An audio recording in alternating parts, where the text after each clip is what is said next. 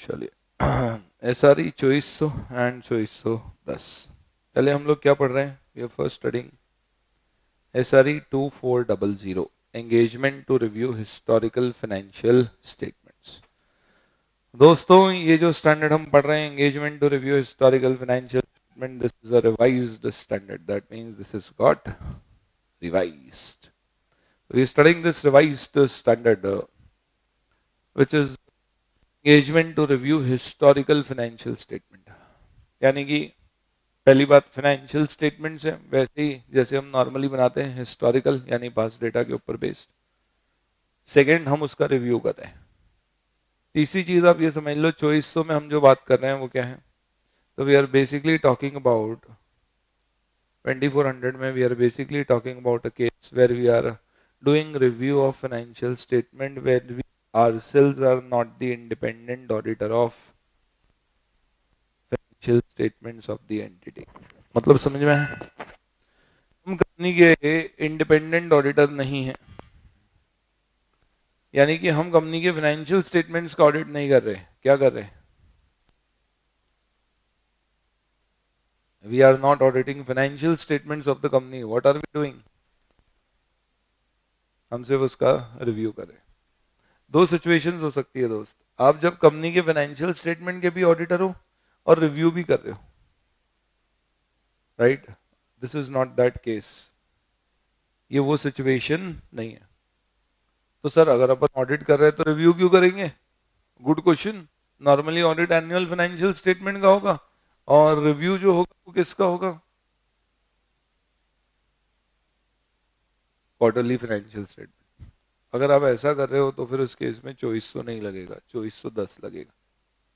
यानी 2400 और 2410 में बेसिक डिफरेंस आप क्या समझ सकते हो? 2400 में हम कंपनी के ऑडिटर नहीं है, यानी क्या कंपनी के बारे में हमें ऑलरेडी हमें सब कुछ पता है क्या? नहीं। 2410 किस पे लगता है? वो लोग जो ऑलरेडी कंपनी के फाइनेंशियल स्टेटमेंट्स का क्या कर रहे हैं? ऑडिट कर रहे हैं, लेकिन क्वार्टरली फाइनेंशियल स्टेटमेंट्स का वो लोग रिव्यू कर रहे हैं। आप बताइए किस में ज्यादा प्रोसीजर्स मिलेंगे आपको? ज्यादा मेहनत किस में लगेगी, 2400 या 2410? 2400। क्यों ज्यादा मेहनत लगेगी? क्योंकि ऑलरेडी कंपनी के बिजनेस का नॉलेज नहीं है। तो कोई खास बात नहीं, अपन जब स्टैंडर्ड पढ़ेंगे तो 315 हमें 2400 में थोड़ी ज्यादा गहराई में लगाना पड़ेगा। ऐसे 210 315 knowledge of the business, 210 engagement and quality control standards में जो एसेज हमने पढ़े थे, एसेज में जो 210 हमने पढ़ा था accepting the terms of engagement, वो हमें उसके प्रोसीजर्स थोड़े ज्यादा डिटेल्ड लगाना पड़ेंगे। क्यों? क्योंकि हम उसका ऑडिट नहीं कर रहे, यानी कि ये हमारे लिए नया असाइनमेंट होगा ऑल टुगेदर। क्लाइंट के साथ हमारी पहली रिलेशनशिप होगी, तो we'll have to emphasize a little more on that. ऐसे मे बी मटीलिटी भी हमको वापस से डिसाइड करना पड़ेगी कि मटीलिटी हम क्या रखें। लेकिन वही अगर हम एनुअल फाइनेंशियल स्टेटमेंट के ऑडिटर होते तो ये सब चीजें अलग से स्टैंडर्ड में वापस से हमको डिसाइड करने की जरूरत नहीं पड़ती। क्यों? क्योंकि हमको ऑलरेडी उन सब के बारे में पता होता। आया समझ में? इसलिए प्रैक्टिकली अगर आप 2400 पढ़ लोगे तो आपको ऑटोमेटिकली किसके प्रोसीजर्स भी मिल जाएंगे? 2410 के। इनफैक्ट 2400 के कुछ प्रोसीजर्स होंगे जो 2410 पर एप्लीकेबल नहीं होंगे, क्योंकि 2410 में यू आर ऑलरेडी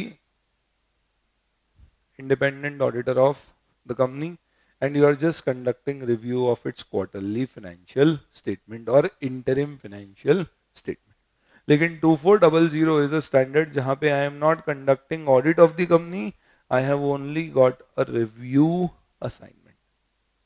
स्कोप समझ में आया सबको? ठीक है, चलिए।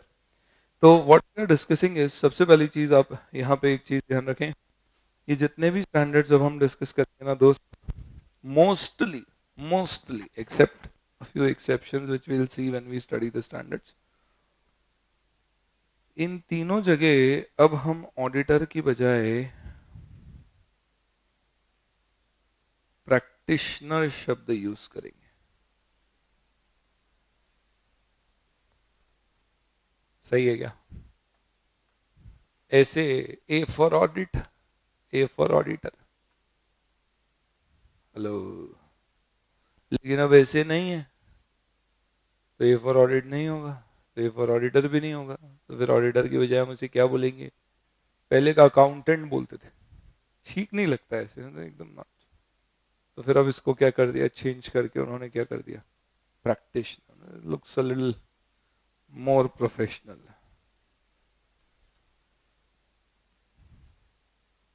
चलिए दोस्तों, तो let us talk about the scope of this SRE, standard on review engagement 2400 revised. SRE deals with what? Practitioner's responsibility, practitioner responsibility when engaged to perform review of historical financial statement, where practitioner is not the auditor of entity's financial statement. This is something which I was telling you. यहीं पे आप 2410 में जाओगे तो क्या हो जाएगा दोस्त, स्कोप क्या हो जाएगा, that you are doing audit of interim financial statement where the financial statements are being audited by the same practitioner. ठीक बात है दोस्त, ये बेसिक डिफरेंस है 2410 में।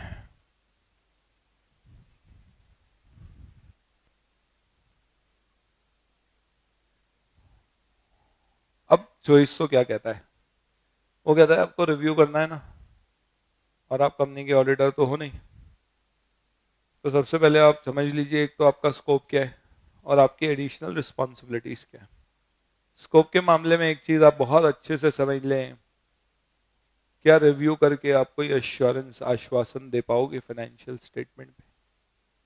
ऑफ कोर्स, क्यों नहीं, बिल्कुल देंगे, लेकिन क्या वो आश्वासन, एश्योरेंस ऑडिट जितना ही पुख्ता, मजबूत, दमदार होगा, या हल्का फुल्का एश्योरेंस? मॉडरेट होना चाहिए। That is why a review assignment is termed as a limited assurance assignment, moderate assurance assignment. यहाँ पे हम जो एश्योरेंस देंगे उसे क्या बोलते हैं, लिमिटेड एश्योरेंस। ऑडिट में क्या बोलते थे दोस्त, reasonable assurance, which was high degree. This is limited, which is moderate assurance. क्या कहते हैं देखें, review of historical financial statement is a limited assurance engagement, which basically means what? Limited assurance का एक दूसरा नाम भी होता है नेगेटिव एश्योरेंस। अगर आपसे कभी आ जाए short note on negative assurance, limited assurance, सब में आपको लिखना क्या है, रिव्यू। What is review? चलिए देखिए,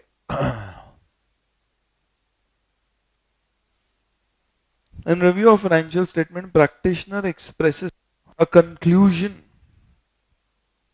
that is just designed to enhance the degree of confidence of intended users regarding preparation of entities financial statement in accordance with the applicable financial reporting framework. Limited assurance का basic मतलब होता है user के confidence को enhance करना, यानी review नहीं होता और रिव्यू होता तो दोनों में क्या होगा, यूजर का कॉन्फिडेंस रिव्यू में बढ़ेगा। पर ये ऑब्जेक्टिव नहीं है कि हम यूजर को रीजनेबल या कंप्लीट एश्योरेंस दे सकें। तो it is to enhance the degree of confidence but not to give complete और फुल लेवल ऑफ कॉन्फिडेंस। तो आप बताइए, मैंने क्या बताया, रिव्यू प्राइमरली कौन से दो प्रोसीजर से होगा, बस इंक्वायरी और एनालिटिकल प्रोसीजर्स। लेकिन लेकिन लेकिन आप रिव्यू कर रहे थे, आपने इंक्वायरीज करी, एनालिटिकल प्रोसीजर्स लगाई, ये सब करने के बाद फाइनली आपको लगता है कि कंपनी में कहीं कुछ बिगड़ा हुआ है। अब आप बताओ क्या करोगे? चलने दें, जो हो रहा है चलने दें, हमें तो रिव्यू करना है बस। ऑब्वियस सी बात है, रिव्यू करने का मतलब ये नहीं है कि गलती दिखे तो भी नजरअंदाज कर दो। ऑब्वियस सी बात है कि if you observe any matter which indicate possible misstatements, then you will have to apply other additional procedures. समझ में आ गया? चलिए, तो सिंपल है, if the practitioner becomes aware of matter, a financial statement may be materially misstated, यानी उसको suspicion है, he designs and perform additional procedures. खत्म हो गई दोस्त बात ही। यानी ये 4 पैराग्राफ में आपको रिव्यू का ओवरव्यू मिल गया। सबसे पहले रिव्यू कौन सा एश्योरेंस है? Limited assurance. इसका उद्देश्य यूजर्स को क्या करना है? उसके कॉन्फिडेंस को एनहांस करके देना है। अन रिव्यूड और रिव्यूड फाइनेंशियल स्टेटमेंट प्राइमरली कौन से प्रोसीजर्स से रिव्यू होता है? इंक्वायरी और एनालिटिकल प्रोसीजर्स। और अगर हमें कहीं कोई मिसस्टेटमेंट सस्पेक्ट हो तो हम क्या करेंगे? एडिशनल प्रोसीजर्स लगाना पड़ेगा। ठीक है, चलिए लिमिटेड एश्योरेंस की डेफिनेशन देखेंगे ऑब्वियसली हम एग्जाम पॉइंट ऑफ व्यू से। The level of assurance where engagement risk is reduced to a level that is acceptable in the circumstance of engagement, but where risk is greater than for a reasonable assurance as the basis for expressing a conclusion in accordance with this SRA. Basic फंडा है जहां पे हमारा उद्देश्य assurance देना है, पर यह एश्योरेंस नॉर्मली किससे कम होगा? It will be lesser than the reasonable assurance. यानी ऐसा बोलते हैं limited assurance is better than no assurance but lesser than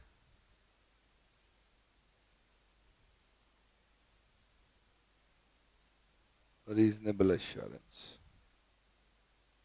क्या बात बोली सर, बहुत बढ़िया, आ गए।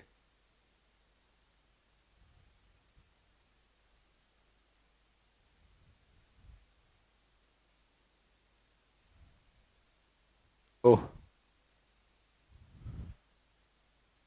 अरे यार,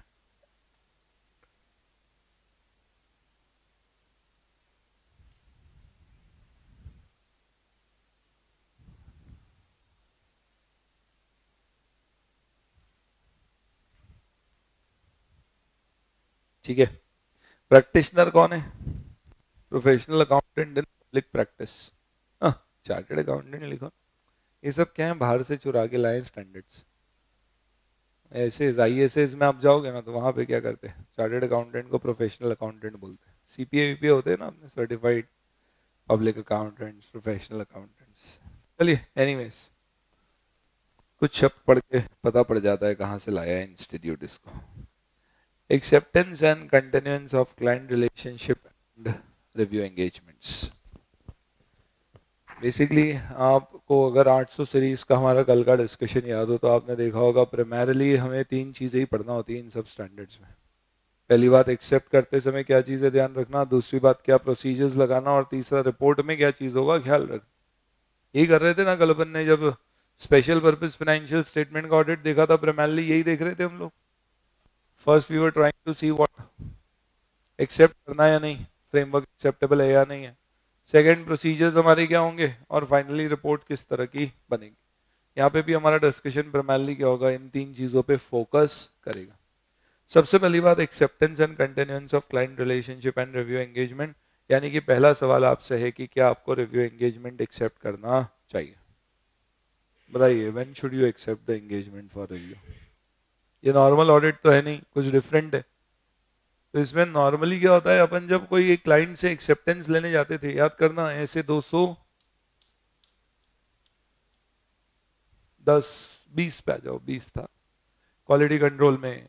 acceptance and continuance retention of client में हमने 3 पॉइंट पढ़े थे। एक तो मैनेजमेंट इंटीग्रिटी है या नहीं है, second availability of time and resources, and possibility to fulfil ethical requirements. याद आया? आप जब रिव्यू एंगेजमेंट एक्सेप्ट करोगे तो क्या जरूरी है क्या कि ए, मैनेजमेंट की इंटीग्रिटी होना चाहिए? ऑब्वियसली, तभी तो फाइनेंशियल स्टेटमेंट सही बनेंगे। दूसरा क्या जरूरी है, आपके पास टाइम एंड रिसोर्स होना चाहिए। हाँ, नहीं तो सिर्फ पैसे ही लेंगे क्या? तीसरा क्या जरूरी है, एथिकल रिक्वायरमेंट्स फुलफिल होना चाहिए। यस, रिव्यू में जरूरी है। अरे बोलो ना, अरे इंडिपेंडेंस तो चाहिए। यानी वो 3 पॉइंट जो वहां पड़े थे वो तो यहाँ लगना ही चाहिए। बट क्योंकि ये सारे के सारे अपने आप में ऑडिट के अलावा कुछ हैं, इसलिए इन सब में हमको एक एडिशनल चीज ऑडिट एक्सेप्ट करते समय या रिव्यू एक्सेप्ट करते समय देखना होती है। वो क्या, कि जो असाइनमेंट हमसे कराया जा रहा है, क्या हमें लगता है कि वो असाइनमेंट जस्टिफाइबल है, लॉजिकल है, उसका पर्पस सूटेबल है। हमसे जो चेक कराया जाएगा वो प्रैक्टिकली उसका कोई लॉजिक है, पर्पस है, यूज है। ऐसा तो नहीं मैनेजमेंट हमसे जो करा रहा है प्रैक्टिकली वो कुछ ऐसी चीज करा रहा है जो प्रैक्टिकली होना नहीं चाहिए। That means there has to be a justification for the assignment. आपने ऐसे 210 का 210 भी सही था, वहां पे हमने पढ़ा था कि ऑडिट एक्सेप्ट करते समय there should be pre conditions for accepting the audit. बोलो प्री कंडीशंस क्या होती है? प्री कंडीशंस क्या होती है?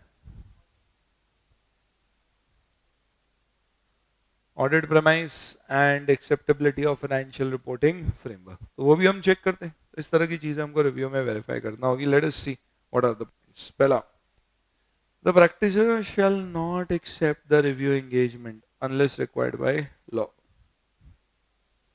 हम एक्सेप्ट नहीं करेंगे, यानी ये केसेस क्या बता रहे हैं? इन केसेस में मत करना, यानी ये नहीं हो तो कर लेना। We are not satisfied. क्यों, क्या हो गया आपकी लाइफ में? अरे आगे पढ़ो। We are not satisfied with what? The purpose of the engagement and or we think review engagement will not be appropriate। मतलब समझ रहे हो आप? क्विक क्विक क्विक बताइए क्या मतलब इसका? रैशनल पर्पस नहीं है, इसका मतलब क्या? सपोज आपसे रिव्यू कराया जा रहा है, review of financial statements for tax audit purpose. आप बताओ क्या आप एक्सेप्ट करोगे? आपको बोला यार ऑडिटर एक काम करो जल्दी से आ जाओ, फटाफट रिव्यू करके दे दो हमको, इनकम टैक्स में आपकी रिपोर्ट फाइल करना है। हमने बोला वो भाई वहां पे तो टैक्स ऑडिट होता है, वो फाइनेंशियल स्टेटमेंट का ऑडिट है। उसने बोला आरओसी में फाइल करना है। हमने बोला वहां थोड़ी ना रिव्यू चलेगा, वहां पे तो ऑडिट चलेगा। लॉजिकल नहीं है। आप जो पर्पस के लिए हमसे रिव्यू करा रहे हो उस पर्पस में रिव्यू अप्रोप्रिएट नहीं है, वहां पे ऑडिट चाहिए। जहां ऑडिट चाहिए आप रिव्यू करवा रहे हो, तो ऑब्वियस सी बात है हम एक्सेप्ट ही नहीं करेंगे। पहला पॉइंट क्या है? Rational purpose for the engagement. Similar हो गया, लॉजिकल नहीं है जो हमसे डिमांड किया जा रहा है, जो बोला जा रहा है कि इस पर्पस के लिए रिव्यू होगा। Second, ethical requirements. ये कहां से आ गया पॉइंट? जल्दी बोले। 220 से। ठीक है, next, our preliminary understanding of the engagement circumstance indicates information needed to perform review engagement is likely to be unavailable or unreliable। ये किससे रिलेटेड पॉइंट हो गया दोस्त? हमें नहीं लगता कि हम हमारे प्रोसीजर्स लगा पाएंगे रिव्यू करने के लिए। जिस तरह की इंफॉर्मेशन हमें मिलेगी वो इंफॉर्मेशन पॉसिबली यूज नहीं कर पाएंगे। बेसिकली ये किसकी बात कर रहा है? Time and resources. जितना समय हमें दिया जा रहा है, जितने समय में हमको ऑडिट करना है, मैनेजमेंट के पास जो डेटा दिया है, उन सब के आधार पे हमें नहीं लगता कि हम कर पाएंगे। पर्याप्त हमारे पास समय, रिसोर्स, इंफॉर्मेशन नहीं है। We have a doubt on management integrity. ये भी पढ़ा था 220 में। ठीक है, and last, there is a limitation on scope of practitioner's work. 210 में अपन ने इस तरह की बात पढ़ी थी क्या? कभी याद आए तो? Limitation unless imposed by law will lead to non acceptance of assignment. दोस्तों यही चीजें आपको पढ़ना है और ध्यान रखना है, एग्जाम में इस तरह के ही सवाल आते हैं।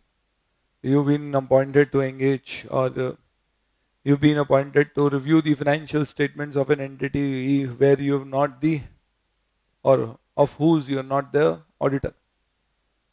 What steps would you keep in mind before deciding whether to accept such engagement or not? बहुत सिंपल है हमको याद रखने का। सबसे पहले इसमें हम देखेंगे कि ऐसे 220 के 3 पॉइंट्स हैं, इसके अलावा लिमिटेशन का एक पॉइंट है, और एडिशनली जो मेन पॉइंट है वो पहला पॉइंट है कि क्या रिव्यू एंगेजमेंट जिस पर्पस के लिए हमें रिव्यू कराया जा रहा है वो सूटेबल है, और क्या उसका जो पर्टिकुलर इंस्टेंस है वहां पर क्या अप्रोप्रिएट होगा रिव्यू कराना। ठीक है, चलिए नेक्स्ट। प्रोसीजर्स हम डिस्कस कर चुके हैं दोस्तों। कौन से दो प्रोसीजर्स लगेंगे बोलो? इंक्वायरी और एनालिटिकल प्रोसीजर्स। एनालिटिकल प्रोसीजर्स के बारे में ज्यादा बात नहीं करी है स्टैंडर्ड ने। स्टैंडर्ड ने ज्यादा बात किसके बारे में की है? It has talked more about inquiries. देखिए, so what we have to basically do is practitioners inquiries of management would include what? मुझे बताओ आप किन चीजों पे इंक्वायरी करना पसंद करेंगे, किन चीजों पे इंक्वायरी करना पसंद करेंगे? वेरी गुड, एस्टिमेट्स, जजमेंट्स, बहुत बढ़िया। और significant matters, related party transactions, book entries, year and adjustment entries, subsequent events, close. मतलब ये सब पॉइंट सुनने के बाद क्या समझ में आ रहा है? नॉर्मली ऑडिटर किन चीजों के बारे में डेफिनेटली इंक्वायरी करेगा? जो जिनमें इनहेरेंट रिस्क ज्यादा होता है, जिनमें इनहेरेंट रिस्क ज्यादा होता है, that is something which the auditor would definitely like to check. That is the whole point which we have to remember और डिस्कस हियर। तो ये क्या कहते हैं कि क्या क्या चीजें अपने को इंक्वायरी में फोकस करना है? लेट अस सी दीस पॉइंट्स। पहला, सिग्निफिकेंट अकाउंटिंग एस्टिमेट्स। दूसरा, related party transaction। तीसरा, significant usual complex transactions, events or matters।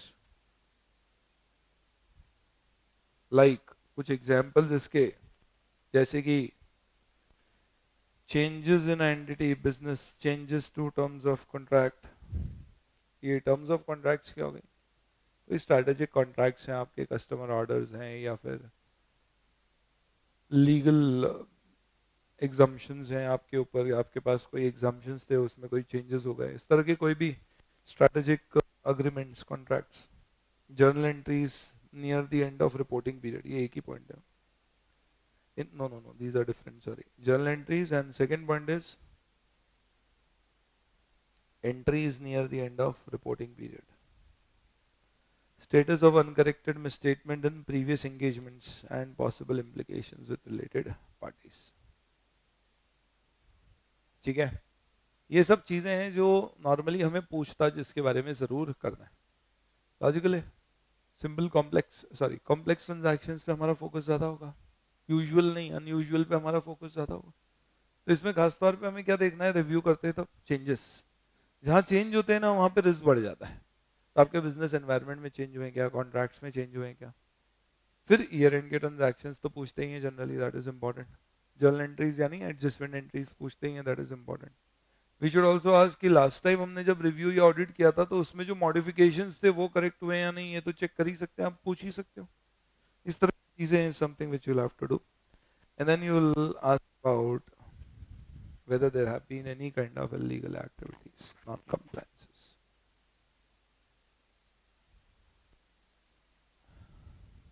ठीक, अगला देखें। Events occurring between the date of financial statement and date of practitioner's report, जिसको अपन क्या बोलते हैं अभी तक, subsequent events। फिर उसके बाद क्या है देखिए, गोइंग कंसर्न। तो management's assessment of going concern, point number one. And second, events on conditions that create risk, doubt on entity's ability to continue as going concern. बोलो ना, बहुत सिंपल तरीका है याद रखने का भी, बताता हूँ मैं आपको। पहले देख लेते हैं एक बार, what are the things. Material commitments, contractual obligations, contingencies, ठीक है। कैपिटल कमिटमेंट्स और कंटिजेंट लाइबिलिटीज, इसके बारे में हम पूछताछ करेंगे। नॉर्मली आप बताइए, कंटिजेंट लाइबिलिटी में भी इनहेरेंट रिस्क ज्यादा होता है? यस, बिकॉज उनको बुक्स में प्रोवाइड फॉर नहीं किया गया। That is also something which you will have to inquire about. Material non monetary transactions for no consideration, ऐसा कोई ट्रांजैक्शन है क्या जिसमें कोई मनी इन्वॉल्वमेंट नहीं है लेकिन है वो फाइनेंशियल नेचर का, बेसिकली फ्री में एसेट्स मिले, फ्री में एसेट्स दिए, इस तरह के कोई ट्रांजैक्शंस हुए हैं क्या? एक, उसके बारे में इंक्वायरी, क्योंकि हो सकता है उसका अकाउंटिंग रिकॉग्निशन करने की जरूरत पड़ जाए। इस तरह की चीजों पे हम इंक्वायरीज करेंगे। याद रखने का सिंपल सा तरीका आपको याद हो तो मैंने आपको बताया था, 500 सीरीज में कौन सी चीजें हैं जो स्पेशल पॉइंट्स है, जो आपको एज एन ऑडिटर स्पेसिफिकली अलग से फोकस करके अपन चेक करते हैं। 500 सीरीज में कौन सी चीजों के ऊपर एडिशनल गाइडेंस दी गई है कि भैया इसको ऐसे चेक कर लेना। तो 540 क्या था वो, एस्टिमेट्स।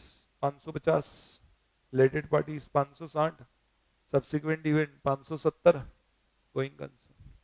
अगर आप प्रैक्टिकली ये सारे पॉइंट्स पढ़ोगे तो आपको क्या लगेगा कि इंक्वायरी बेसिकली अपन इन 4 मुद्दों पे प्लस ऐसे 240 में जहां जहां पे अपन ने देखा था ना इनहेरेंट रिस्क ज्यादा होता है, फ्रॉड रिस्क फैक्टर्स ज्यादा होते हैं वहां पे।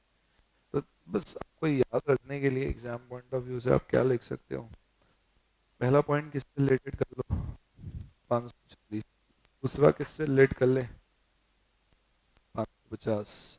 Third point 240। अरे फ्रॉड्स 420 की 250। Non compliance with laws and regulations important matter है हमारे लिए। And then 560, 570। ठीक है। Then there is an additional point on contingent liabilities, which actually we studied in 501 litigations and claims. That's okay. And then non-monetary transactions. If you get a question, review procedures में किन matters पे inquiries की जाती है, ये सारे points आपको लिखना पड़ेंगे। बोलो लिख लोगे? ठीक है, चलिए। Next, while designing analytical procedure, he will consider whether data from entities accounting system accounting records are adequate for the purpose of performing analytical procedures. आपको याद होगा अपन ने एनालिटिकल प्रोसीजर्स में क्या डिस्कस किया था। Basic thing which we discussed in analytical procedures, do you remember? They should be, it should be suitable to apply analytical procedures. याद आ रहा है ना? एनालिटिकल प्रोसीजर लगाना है या नहीं लगाना है, इसके लिए अपने को ये चेक करना पड़ता है कि उसकी सूटेबिलिटी कितनी है और उससे हमें जो आउटकम मिलेगा उसकी रिलायबिलिटी कितनी है। जो नॉर्मली किस पे डिपेंड करता है, रिलायबिलिटी डिपेंड करती है कि सोर्स डेटा आपका स्ट्रांग है या नहीं है जिस पे आप एनालिसिस करोगे, और सूटेबिलिटी डिपेंड करती है कि डेटा कंपेरेबल है या नहीं है, रिलेशनशिप है या नहीं। तो ये बोलते हैं कि आपको खुद को देखना है कि कौन से एरिया में एनालिटिकल प्रोसीजर्स लगाए जा सकते हैं, and then accordingly you will have to apply. Application of analytical procedure will be completely as per ऐसे 520। तो वहां पे जो अपन ने डिस्कस किया है ऐसे 520 में एनालिटिकल प्रोसीजर्स लगाने के बारे में, वही तरीका होगा उसको डिस्कस करने का। ठीक, ओके। बोलो सर ये स्टैंडर्ड तो इधर उधर भेज रहा है। हाँ तो भेजेंगे ही नहीं ये सब। कोर डिटेल्स तो आपने पढ़ ली, कहाँ पढ़ ली? एसेज में। ये सारे स्टैंडर्ड्स में तो आपको रेफरेंस ही रेफरेंस मिलते जाएंगे, as defined there, as defined there. ठीक है, चलिए। Now another matter important.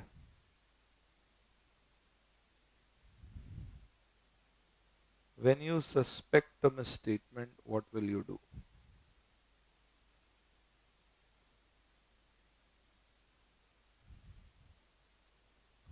जब भी ऐसा सवाल आता है कि हमें लग रहा है कुछ गड़बड़ है, आप बताओ वन आंसर क्या देते? हमें लग रहा है कुछ गड़बड़ है, आंसर क्या देते? Additional procedure. एक number. We will design and perform additional procedure. कब तक? जब तक या तो ये प्रूव ना हो जाए कि वो गद्दार है, या ये प्रूव हो जाए कि हम फालतू में ही शक कर रहे हैं। हेलो?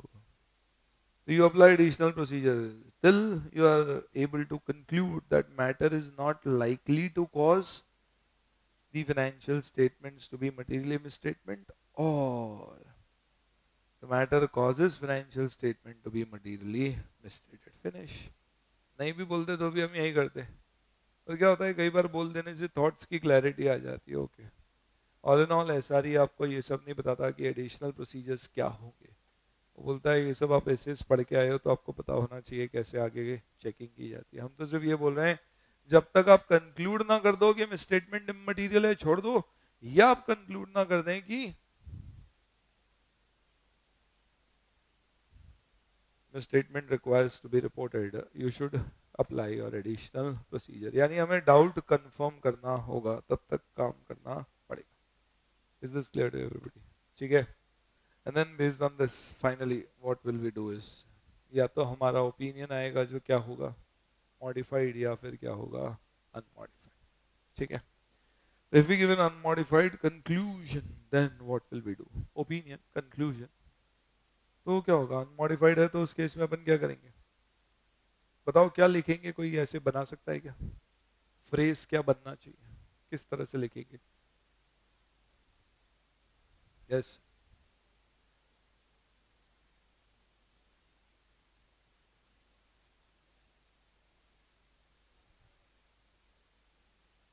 अनमॉडिफाइड का ओपिनियन, जैसे कि अपन ऑडिट में ओपिनियन क्या बनाते हैं? The financial statements give a true and fair view. यहाँ पे क्या बनाएंगे, ऐसा लिखेंगे क्या, financial statement give a true and fair view? नहीं, इनफैक्ट हम क्या बोलेंगे, nothing has come to our knowledge to make us believe that financial statements are materially misstated। यानी हम ये नहीं लिखेंगे सब सही है, हम ये बोलेंगे हमारे दिमाग में, सॉरी, हमारे नॉलेज में कोई ऐसी चीज नहीं आई जिससे देख के हम ये कह सके कि ये गलत है। अब बताओ, दोनों में बहुत बड़ा फर्क होता है। दोस्त ने मोबाइल खरीदा, मैंने उससे पूछा यार कैसा है, उसने बोला यार अभी तक तो ठीक चल रहा है, कुछ प्रॉब्लम तो नहीं है। दोस्त ने मोबाइल खरीदा, हमने बोला कैसा है, एक नंबर, बहुत बढ़िया, कोई दिक्कत नहीं है, बेस्ट है। समझ में आ रहा है आपको? हेलो? दोनों में फर्क है क्या, लेवल ऑफ एश्योरेंस का। इसलिए हम यहाँ पे एक लिमिटेड एश्योरेंस देंगे, saying that nothing has come to our knowledge which makes us to believe that financial statement are materially misstated. However, this is not an audit. If you would have applied additional procedures, it is possible some misstatements might have been detected. But the level of assurance which you are giving is lesser than what we give in audit. तो देखिए क्या बोला हुआ है।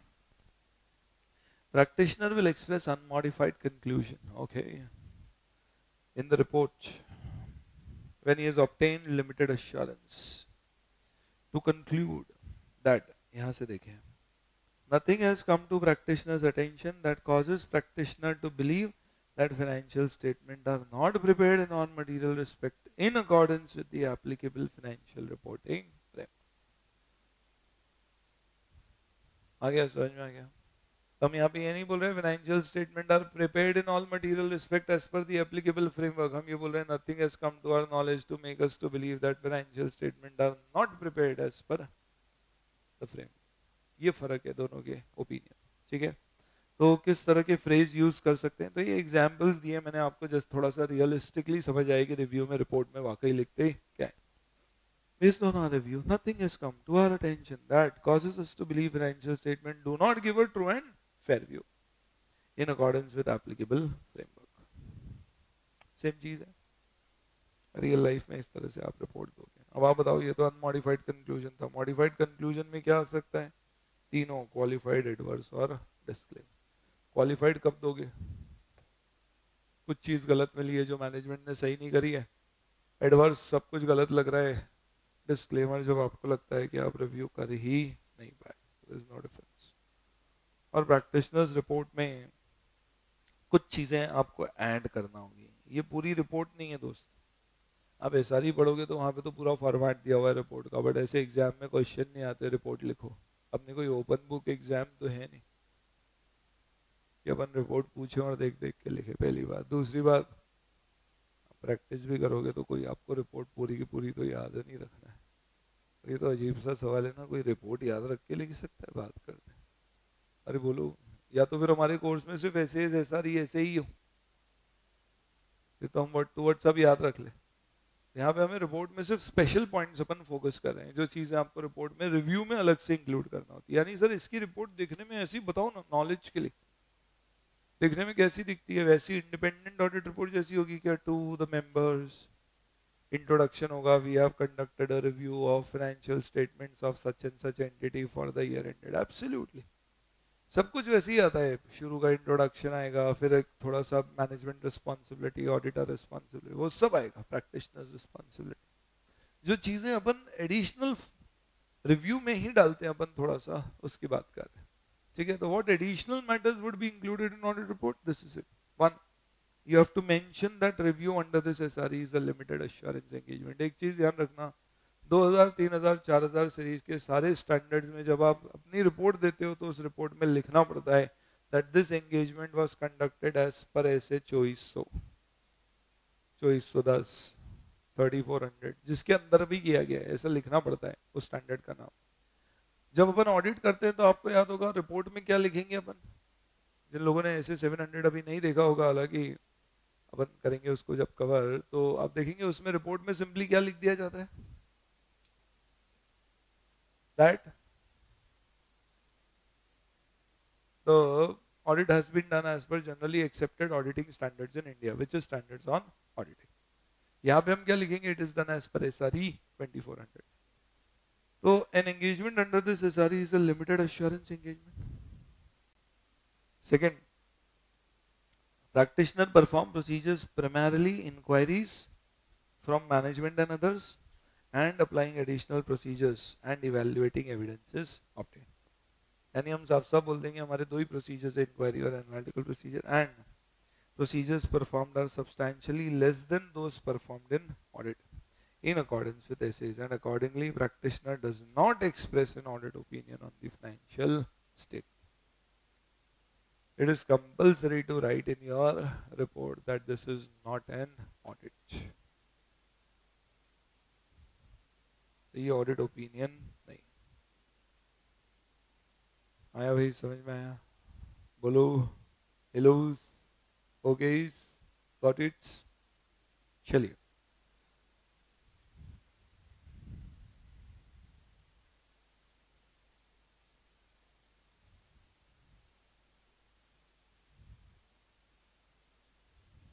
आपको यहाँ पे कुछ चीजें दी गई हैं जो अलग अलग ऐसे इसमें बनने पड़ी हैं जो इस स्टैंडर्ड में एप्लीकेबल होंगी। जैसे कि ए SQC1, आप बताओ क्या क्वालिटी कंट्रोल लगता है क्या इन सब एंगेजमेंट्स? बोलो। अब SRE पढ़ोगे तो उसमें लिखा हुआ है that the audit should be done as per engagement level quality control procedures defined under SQC1। ऐसे 220 किस पे बताता था? Quality control on individual audits. SQC1 किसकी बात करता है? फर्म लेवल पे क्वालिटी कंट्रोल। तो यहाँ पे क्या लगेगा, ऐसे 220 या SQC1? SQC1 सब पे वो लगता है। सेकंड, एथिकल रिक्वायरमेंट चाहिए क्या रिव्यू में? बोलो हाँ। Third, professional scepticism, professional judgement की जरूरत है क्या? हाँ। क्यों? एनालिटिकल प्रोसीजर्स के बेसिस पे हम काम करें तो ऑब्वियस सी बात है स्केप्टिज्म लगेगी। एंगेजमेंट लेवल क्वालिटी कंट्रोल, वो रिपीट हो गया। Pre conditions for accepting a review engagement, वो अपन ने डिस्कस किया, 210 लगेगा। प्री कंडीशंस कौन सी थी? वो दो, ऑडिट प्रेमाइस और acceptability of financial reporting framework. In fact वो दो पॉइंट्स भी एप्लीकेबल होंगे। Communication with management and TCWG applicable होगा, एब्सोल्युटली। सिमिलरली मटीरियलिटी, क्या डिसाइड करना पड़ेगी आपको मटीरियलिटी? अरे बोलो ना हाँ, रिव्यू में भी मटीरियलिटी बेसिस पे रिव्यू होगा। इनफैक्ट नॉर्मली रिव्यू का मटीरियलिटी लेवल ऑडिट के मटीरियलिटी लेवल से थोड़ा ऊपर ही होगा। ऑडिटर अगर बोलता है मटीरियलिटी लेवल 10,000 है तो रिव्यूअर हो सकता है 15,000 के ऊपर मटीरियल माने।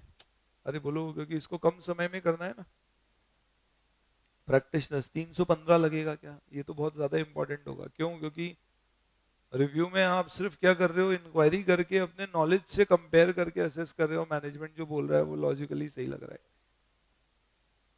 तो knowledge of the client, business entity, environment बहुत जरूरी है। Related party, going concern, subsequent events, ये सब तो गैर इंपॉर्टेंट चीज है। या रिव्यू में अदर ऑडिटर्स की मदद ली जा सकती है? एब्सोल्युटली। इंटरनल ऑडिटर तो बहुत काम की चीज होगी, उसकी रिपोर्ट तो पढ़ के रिव्यू में हमको फायदा मिलेगा ही मिलेगा, क्योंकि वहां से एकदम स्टेटमेंट डिटेक्ट हो सकता है ब्रांच ऑडिटर्स हो, अदर ऑडिटर हो, एक्सपर्ट की भी मदद ली जा सकती है। 700, 705 और 706, ये तीन स्टैंडर्ड्स बेसिकली प्रिंसिपल्स बताते हैं हमके ऑडिट रिपोर्ट अनमॉडिफाइड, मॉडिफाइड सब देने के। अब इसलिए बात है, ये पूरे के पूरे एज इट इज लगेंगे या subject to what is given under 2400? तो 2400 जिस नेचर का ओपिनियन बनाता है अपन वो बनाएंगे, 700 में जो ओपिनियन दिया है वो नहीं देंगे, बट बाकी रिपोर्ट का फॉर्मेट वैसा ही होगा। अरे बोलो, सही है। डॉक्यूमेंटेशन तो कह रहा हर स्टैंडर्ड में रिक्वायरमेंट हो, ठीक है। ये SRE 2400 है। सेम इसी लाइन पर क्या बना हुआ है, SRE 2410, अलग से डिस्कस नहीं करेंगे, बस उसमें और इसमें क्या फर्क है। वहां पे आप क्योंकि कंपनी के ऑडिटर है इसलिए ये जितनी चीजें यहाँ पे लिखी हैं ये सब चीजें आप जनरली लगाते होंगे, यानी आपको अलग से रिव्यू एंगेजमेंट के लिए ये सारी चीजें जो यहाँ लिखी गई हैं एडिशनली करने की जरूरत नहीं पड़ेगी। आया, समझ में आया? Otherwise the procedures remain the same. यानी आपको एग्जाम में अगर क्वेश्चन आता है व्हाट प्रोसीजर्स या what opinion would be given by an practitioner who is engaged to do an independent review of financial statement if he is also the auditor of the entity, तो आपका answer बिल्कुल वही होगा जो 2400 में है, बस आप रेफरेंस किसका दे देना, 2410। Is this clear? ठीक है, चलिए। तो 2000 सीरीज में हमारे कोर्स में सिर्फ क्या है, review, and this is 2400 which is standard on review engagements. चलिए, amended standard important in that sense, engagements to review new पहली बार इंट्रोड्यूस किया गया मई 2017 अटेम्प्ट से पहली बार लागू। 3420 assurance engagement to report on compilation of pro forma financial information included in prospectus। चलिए, दो तीन बार नाम पढ़ेंगे तो समझेंगे। अश्योरेंस एंगेजमेंट है, यानी पहली बात तो हम ओपिनियन दे रहे हैं। To report on compilation of proforma financial information, यानी हम अश्योरेंस रिपोर्ट दे रहे हैं किस पे, एक कंपाइलेशन ऑफ फाइनेंशियल इंफॉर्मेशन। कौन सी फाइनेंशियल इंफॉर्मेशन? जो प्रोस्पेक्टस में दी जाती। तो ये कौन सी फाइनेंशियल इंफॉर्मेशन है जो प्रोस्पेक्टस में दी जाती है, जिसके ऊपर हमें ऑडिट करके उसके ऊपर रिपोर्ट देना है? वही तो पढ़।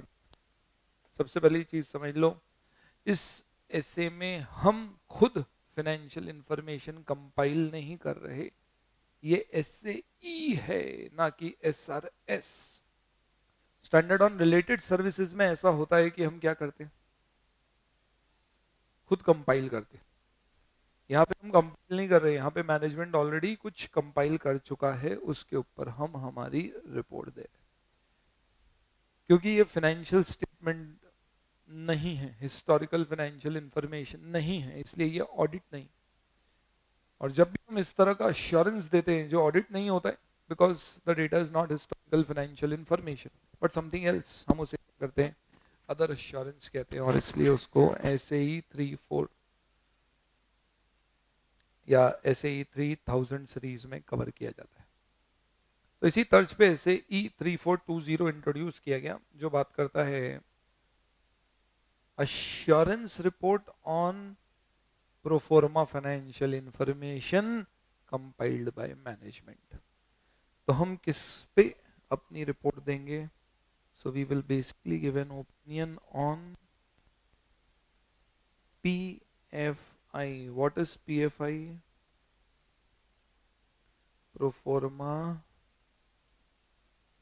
financial information which is compiled by, जिसे कंपाइल किसने किया है?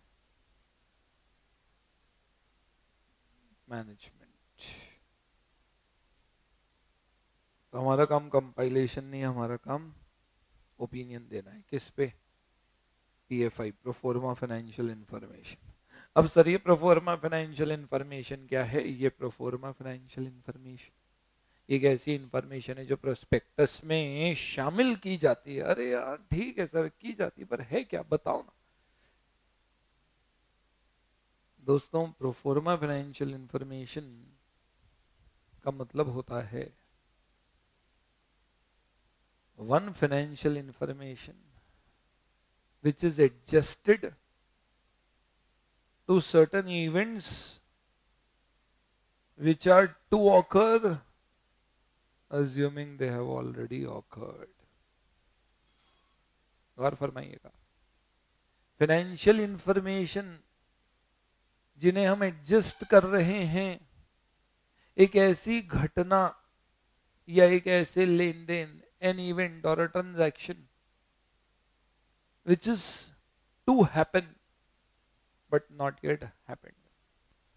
दैट मीन्स कोई एक चीज है जो होने वाली है, अभी हुई नहीं है, और हम ये मान रहे हैं कि अगर वो चीज हो जाती तो हमारे फाइनेंशियल इंफॉर्मेशंस यानी हमारे फाइनेंशियल स्टेटमेंट्स क्या होते। ऐसे फाइनेंशियल स्टेटमेंट को क्या माना जाएगा? Proforma financial information. जैसे कि मैं सेबी के पास गया, मैंने सेबी को बोला, सेबी हम टेक ओवर करना चाह रहे, वी वांट टू मेक और we want to do a take over. Say Vodafone Idea ने हाथ मिलाए, राइट। इसी तरह से आप देखेंगे कि बहुत सारे ऐसे अरेंजमेंट्स होते हैं, कोई दो फार्मा कंपनी आपस में एक दूसरे से जुड़ गई, कोई दो एयरलाइन कंपनीज एक दूसरे से आपस में जुड़ गई, या एक ने दूसरे को टेक ओवर कर लिया। तो जब भी आप ऐसा टेक ओवर करते हो तो अच्छी बात है, इसमें बहुत सारे लीगल इश्यूज आ सकते हैं, जैसे कि it should not be anti competitive, any take over which proves that it will create monopoly may be rejected.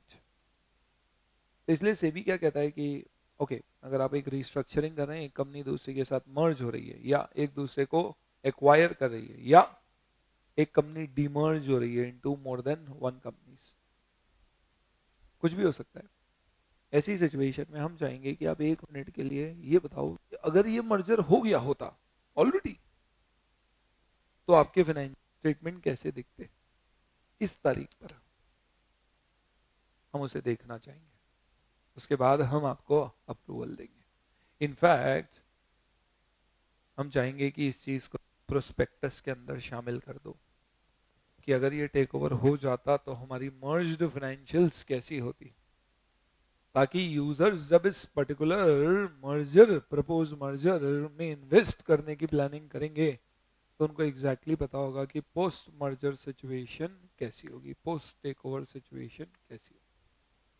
तो फाइनली क्या मैं बोल सकता हूं, proforma financial information is not actual but proforma.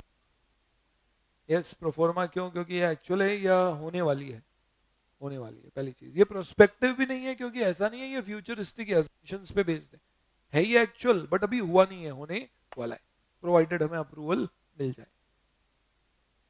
ठीक है, तो मैं बोल सकता हूं प्रोफोर्मा फाइनेंशियल इंफॉर्मेशन में सबसे पहले क्या चाहिए मुझे, जो कंपनी प्रोफोर्मा फाइनेंशियल इंफॉर्मेशन बना रही है, पहले अपने को उसकी खुद की फाइनेंशियल इंफॉर्मेशन लगेगी, बोलो। और इस फाइनेंशियल इंफॉर्मेशन के साथ हमें क्या करना पड़ेगा, additional information relating to that event और ट्रांजैक्शन और कंडीशन। और इस एडिशनल इंफॉर्मेशन को हमें इस बेसिक इंफॉर्मेशन में क्या करना पड़ेगा, एडजस्ट। तब जाके क्या निकल के आएगी, प्रोफोर्मा फाइनेंशियल इंफॉर्मेशन। आया सब कुछ? यानी आप बताओ सोर्स डेटा क्या क्या है हमारा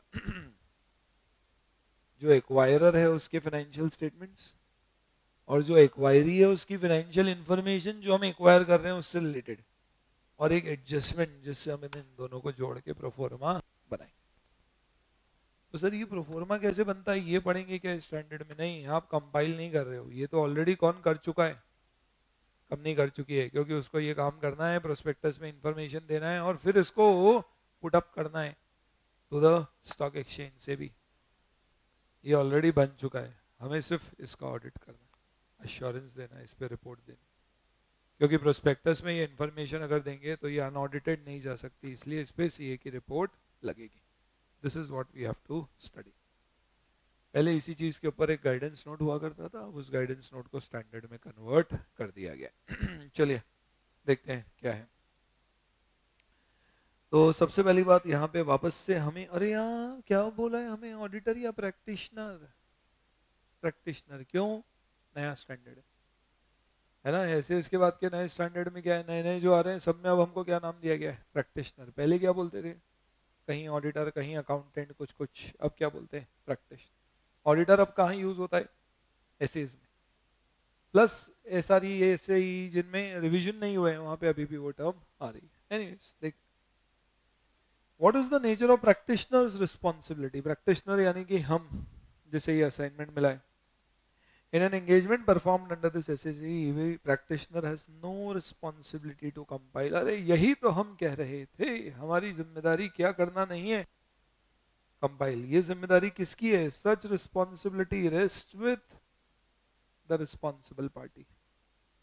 हमारी sole responsibility is to report pro forma financial information is prepared as per the applied criteria।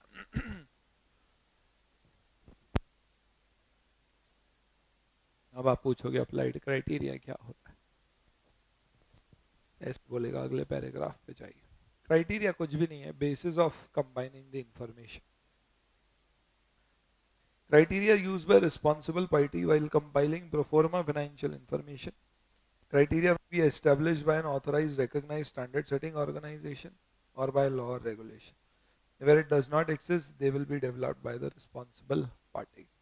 क्या मतलब इसका? Criteria of clubbing the information. Sir इसमें क्या criteria हो सकता है? Example के तौर पे one criteria could be what we do in consolidation. 100%. एक क्राइटेरिया हो सकता है जो हम करते हैं ज्वाइंट वेंचर्स के केस में, प्रोपोर्शनेट कंसोलिडेशन। तो अगर मैं किसी कंपनी में 80% स्टेक खरीद रहा हूं तो हो सकता है मैं उसकी सारी एसेट्स और लाइबिलिटी अपने में जोड़ दूं। हेलो। और जो आउटसाइडर का स्टेक है उसे जैसे माइनॉरिटी दिखाते वैसे शेयर होल्डर फंड में डाल दूं। दूसरा हो सकता है मैं असेट्स लाइबिलिटी का सिर्फ 80% ही अपनी बुक्स में जोड़ूं, जितना स्टेक में ले रहा हूं। जो भी है आपको क्राइटेरिया फिक्स करना पड़ेगा। ये कौन दे सकता है? हो सकता है कि या तो ये स्टैंडर्ड सेटिंग अथॉरिटी यानी आईसीसी ने दिया, जो कि दिया नहीं है। हो सकता है ये सेबी ने दिया और रेगुलेटरी बॉडी ने, और दोनों ने नहीं दिया है तो किसकी जिम्मेदारी है? जो कंपाइल कर रहा है पीएफआई, उसी को क्राइटेरिया एस्टैब्लिश करना पड़ेगा। अब शायद आप समझ गए कि एंगेजमेंट एक्सेप्टेंस जब अपन पढ़ेंगे तो उसमें एक पॉइंट क्या आएगा, whether the criteria is suitable और नॉट। ये चेक करेंगे, अगर है तो ही हम एंगेजमेंट एक्सेप्ट करेंगे। हेलो। Next, pro forma adjustments. क्या लिखा है बताओ? इज दिस पीएफआई और प्रोफॉर्मा एडजस्टमेंट्स? एडजस्टमेंट ये करने के बाद क्या बनेगा? पीएफआई। देखें, pro forma adjustment in relation to unadjusted financial information. दोस्त, what is unadjusted financial information? Financial information of the responsible party. अरे बोलो, जो बेस डेटा है, सोर्स डेटा, जिसके ऊपर हम क्या करेंगे? दूसरी इंफॉर्मेशन को ऐड करेंगे, उसे क्या बोला गया? Unadjusted financial information, UFI. Includes, so in relation to this, pro forma adjustment includes what? Adjustment to UFI that illustrate impact of significant event or transaction as if the event had occurred or transaction has been undertaken at an earlier date selected for purpose of illustration, and adjustment to UFI that are necessary for pro forma information to be compiled on the basis of consistency with applicable framework and its policies. What is this? कुछ नहीं। ये किसकी financial information? हाँ, reporting entity, responsible party. ये किसकी है? जिसको अपन acquire कर रहे हैं। क्या ये एक्विजिशन हो गया या होना बाकी? What is proforma adjustment? Making adjustments for this financial information in this, assuming that this merger has already happened or this disinvestment has already happened, this acquisition of business or a segment has already happened. It could be anything, पूरी company हो सकती है, एक segment खरीदा जा सकता है, एक कंपनी दो पार्ट में बन सकती है, शेयर्स खरीदे जा सकते हैं। जो भी ट्रांजैक्शन है जो अभी हुआ नहीं है, होने वाला है, उसे ये सोच के अकाउंट फॉर करना कि ऑलरेडी हो चुका है, इसे क्या बोलेंगे? Proforma adjustment. पर जब आप इसको इसमें क्लब करोगे तो आप एज इट इज क्लब करोगे तो एक प्रॉब्लम आ सकती है। कब? जब इसकी अकाउंटिंग पॉलिसी और आपकी अकाउंटिंग पॉलिसी अलग है, तो क्लब करने के बाद आपको एक और एडजस्टमेंट करना पड़ेगा, या यू कह लो क्लब करने से पहले एक एडजस्टमेंट करना पड़ेगा। वो क्या? इसको हमारी अकाउंटिंग पॉलिसी इसके अनुसार बनाना पड़ेगा। तो दो एडजस्टमेंट लगेंगे, पहले ये डेटा हमारी पॉलिसी से कंसिस्टेंट हो, दूसरा इस डेटा को इसके साथ करेंगे। इसको बोल, we will add up the pro forma information, in fact, sorry, we will add up the adjustment of the transaction which we have to do to the unadjusted financial information as if this event or transaction has happened at an earlier date, यानी ये already हो चुका है, जबकि वाकई ये हुआ नहीं है, होने वाला है। आई होप समझ में आ गया सब। अरे यार बोलो ना। ओके। हेलो। मर्जर पढ़ते हो ना तुम लोग एफएम वगैरह में? मर्जर से अपन नहीं देखते, मर्जर हुआ तो क्या सिनर्जीज होगी, ये सब देखते ना। तो मर्जर हुआ नहीं है फिर भी सोच रहे हो गया था तो क्या होता, उस तरह से ये स्टैंडर्ड है। चलिए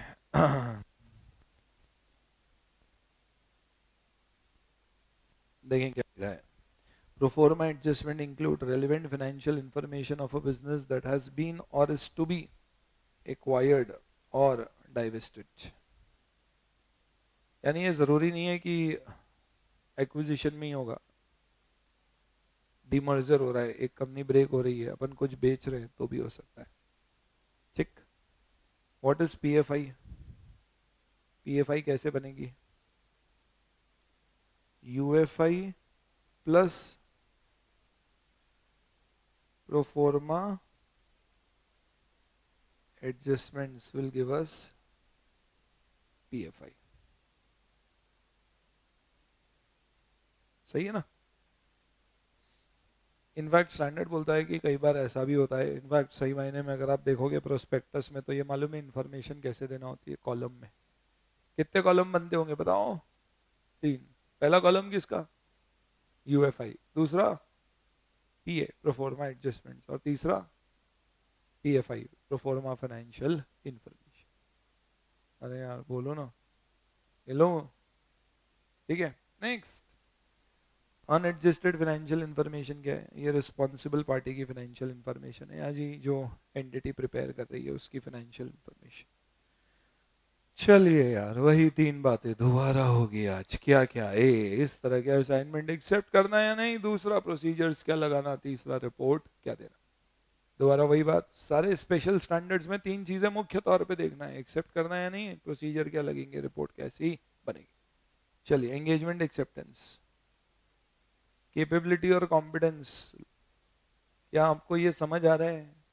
अगर ऐसे ही समझ आ रहा है और आपको लगता है आप इसे लगा के कर पाओगे इस असाइनमेंट को चेक, तो ही एक्सेप्ट करना है ना। ये अपन ने कहाँ पढ़ा था? ऐसे 210।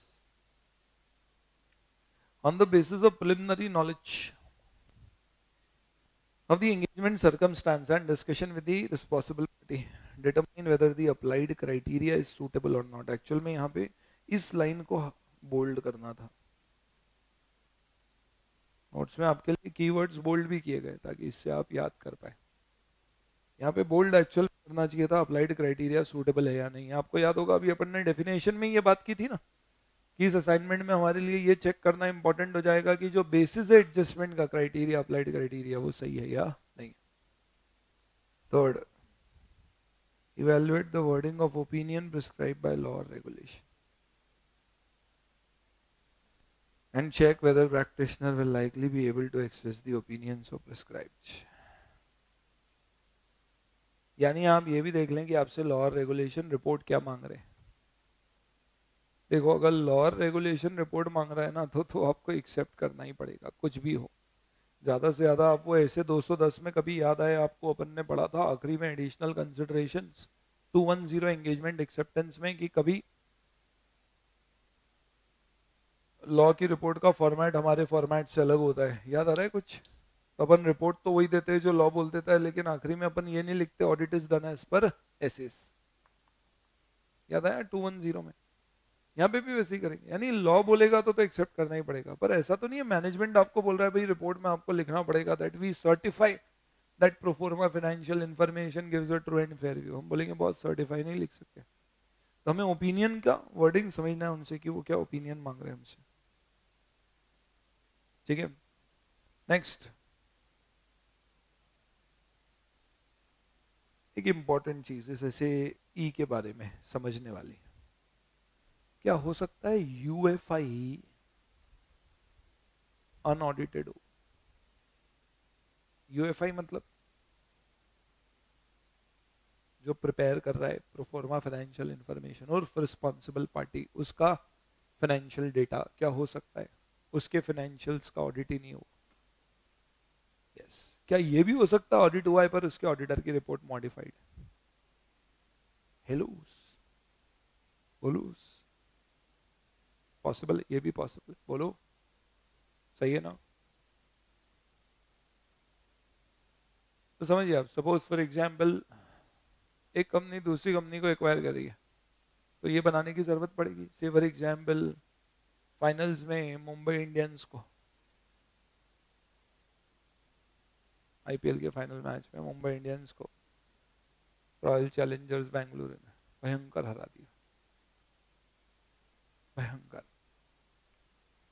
आकाश बाबा को गुस्सा आ गया, उन्होंने आरसीबी खरीदने की बात कर ली और आपको अपॉइंट किया उन्होंने, किसके लिए? पीएफआई, प्रोफोर्मा फाइनेंशियल इंफॉर्मेशन का ऑडिट करने के लिए। अब आप बताओ इसमें रिस्पॉन्सिबल पार्टी कौन है? यूएफआई किसकी लगेगी? Unaudited financial information, Mumbai Indians की। उसमें एडजस्ट क्या करेंगे अपन? आरसीबी के डेटा को यूजिंग सम क्राइटेरिया। क्या हो सकता है मुंबई इंडियंस के फाइनेंशियल स्टेटमेंट का ऑडिट नहीं हो या अनऑडिटेड, सॉरी मॉडिफाइड हो, उस पर रिपोर्ट मॉडिफाइड गई हो? पॉसिबल है। अगर ऐसा है तो फिर ऑडिट एक्सेप्ट कर, सॉरी इस अश्योरेंस असाइनमेंट को एक्सेप्ट करने से पहले आपको एक बार क्या करना चाहिए? सोच समझ लेना चाहिए कि क्या ये असाइनमेंट एक्सेप्ट करे भी या नहीं। क्योंकि जो बेस इंफॉर्मेशन है यूएफआई, जिसमें अपन ये ट्रांजैक्शन इवेंट एडजस्ट करेंगे, वो खुद ही क्या है? मॉडिफाइड है। नॉर्मली ऐसी सिचुएशन में जो नई इंफॉर्मेशन बनेगी वो भी मॉडिफाइड ही बनेगी। अरे बोलो, we'll have to assess should we accept this और नॉट। देखते हैं क्या पॉइंट है। D, where the source from which UFI and any inquiry information is extracted have been audited or reviewed and modified audit opinion or review conclusion has been expressed or an emphasis of matter paragraph is existing, consider whether or not the law and regulation permits the use of reference in the practitioner's report to the modified opinion or review conclusion or emphasis of matter। ये line समझ पाएंगे अपन आगे जब अपन discuss करेंगे कि अगर UFI में modified opinion आया है तो एक बात तो समझ लो आप कि पीएफआई जो आप बनाओगे उसकी रिपोर्ट में वो मॉडिफिकेशन तो देना ही पड़ेगा। तो आप एक्सेप्ट करते समय देख लेना कहीं लॉ में ऐसा तो नहीं लिखा है कि मॉडिफाइड यूएफआई से प्रोफोर्मा नहीं बनेगा। अरे बोलो, अगर ऐसा है तो फिर हम एक्सेप्ट ही नहीं करेंगे। हम पहले मुंबई इंडियंस को बोलेंगे कि आप अपना डेटा सही कर लो। अच्छा, मॉडिफाइड ओपिनियन किस पे आ सकता है? यूएफआई पे, मुंबई इंडियंस की बुक्स में, या आरसीबी में? दोनों में हो सकता है। दोनों में अपने को ये सोचना पड़ेगा कि यार ये असाइनमेंट एक्सेप्ट करें या नहीं, लॉ में कोई प्रॉब्लम तो नहीं होगी। सिमिलरली अगर ऑडिट नहीं हुए हैं तो भी फिर अपन क्या करेंगे? अगर एक्सेप्ट करेंगे तो रिपोर्ट में लिखना चाहेंगे कि यूएफआई और एडजस्टमेंट्स अनऑडिटेड थे। क्या लॉ मना तो नहीं करता है ऐसा लिखने के लिए? ये चेक कर लीजिएगा, ठीक है? बोलो। और ये पॉइंट दोनों के लिए है, मुंबई इंडियंस के लिए यानी कि रिस्पॉन्सिबल पार्टी,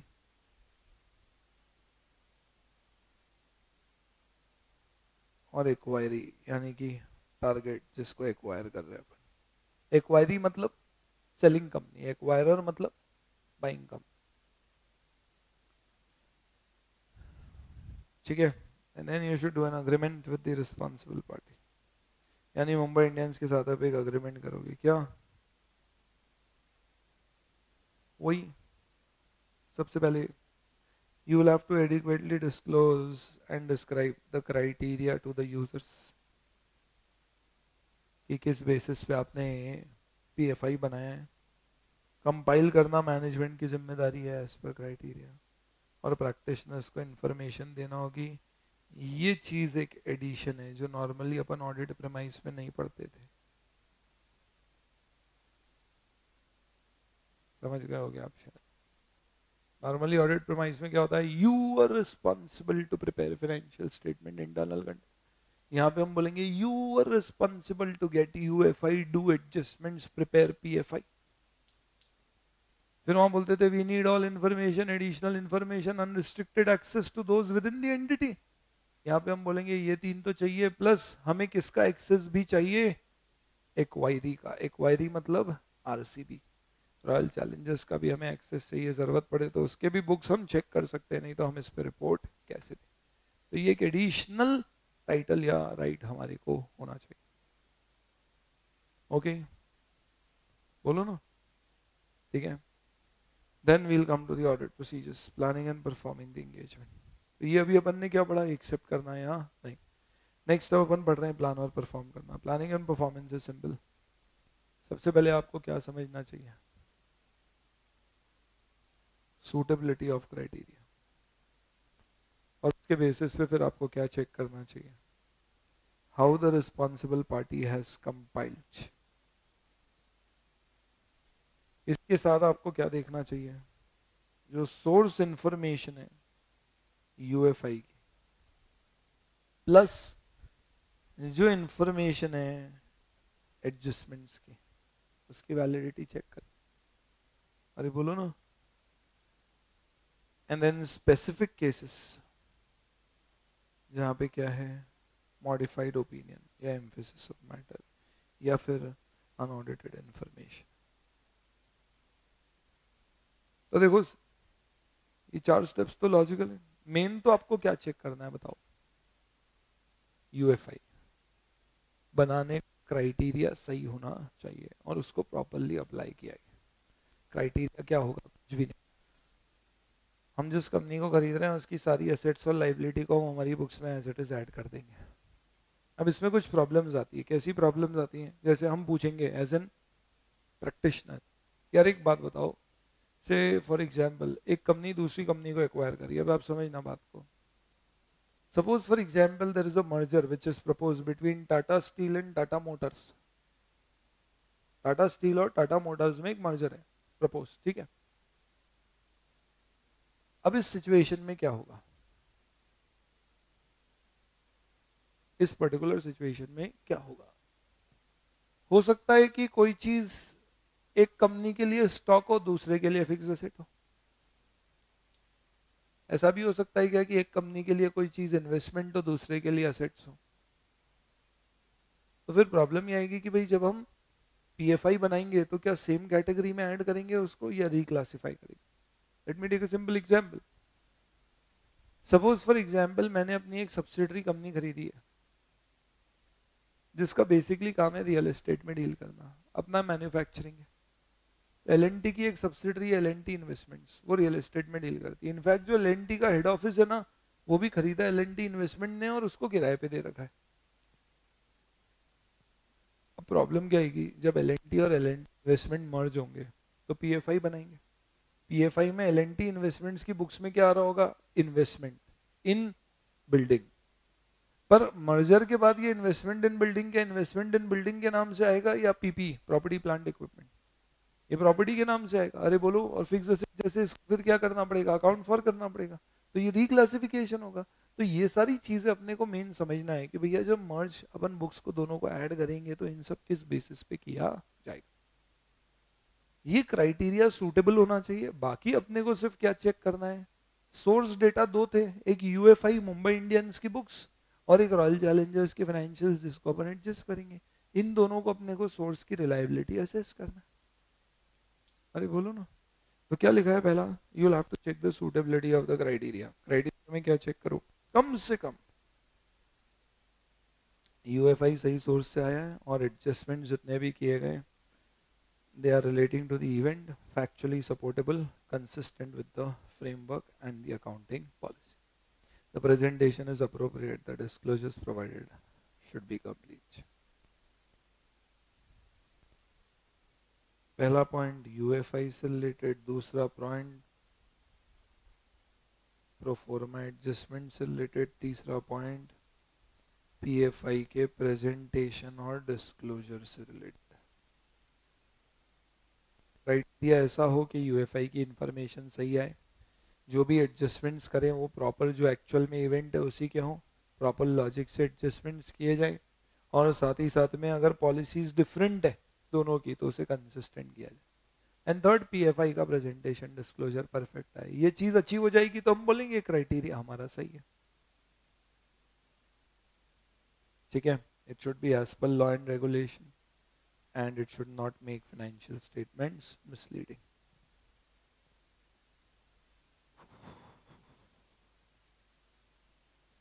ठीक। फिर इसके बाद हम क्या करेंगे? We will check the adjustment procedures. Responsible party ने कैसे एडजस्टमेंट प्रोसीजर्स लगाए और कंपाइल किया। फिर हम चेक करेंगे यूएफआई का सोर्स डेटा रिलायबल है, और प्रोफोर्मा एडजस्टमेंट्स अप्रोप्रिएट है। तो पहले क्राइटेरिया, फिर प्रोसीजर्स, उसके बाद सोर्स डेटा दोनों का सही है या नहीं ये चेक कर लो। इसके बेसिस पे फाइनली अब आप पोजीशन में आओगे रिपोर्ट देने की।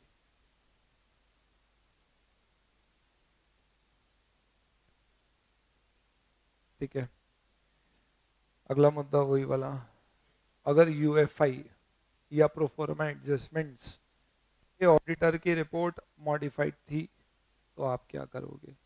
स्टैंडर्ड साइलेंट है। स्टैंडर्ड बोलता है practitioner should assess whether that modification affects the proforma financial information and he should accordingly then modify his own report.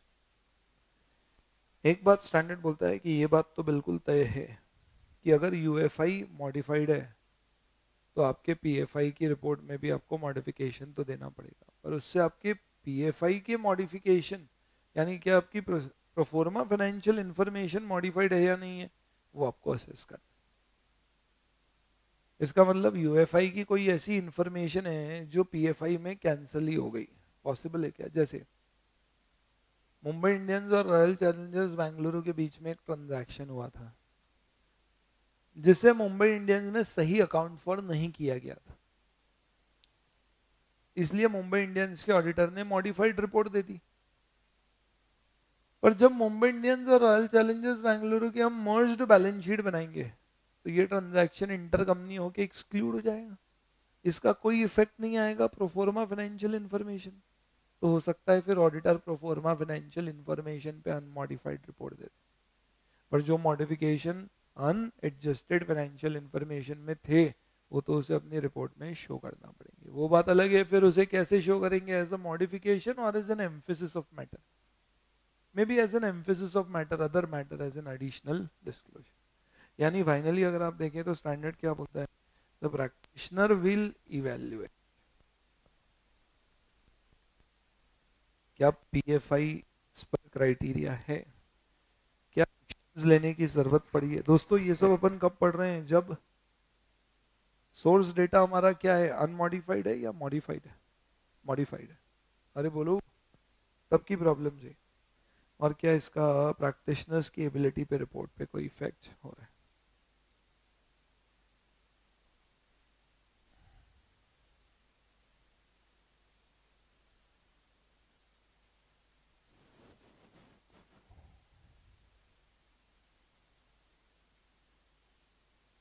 ठीक है,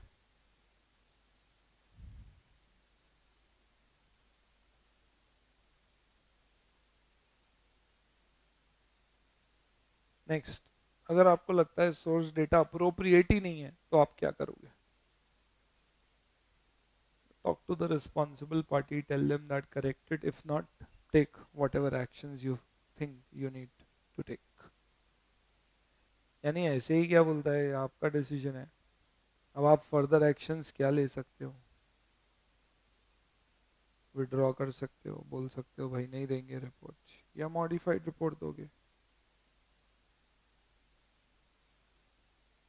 ये कब, जब सोर्स डेटा गलत हो। ठीक है, ये प्रोसीजर में बोल रहा है अरिथमेटिकल एक्यूरेसी चेक करना, दैट्स ओके। फैक्ट ये सेपरेट पॉइंट है ऑडिट प्रोसीजर्स का। You should check arithmetical accuracy. You should also check presentation.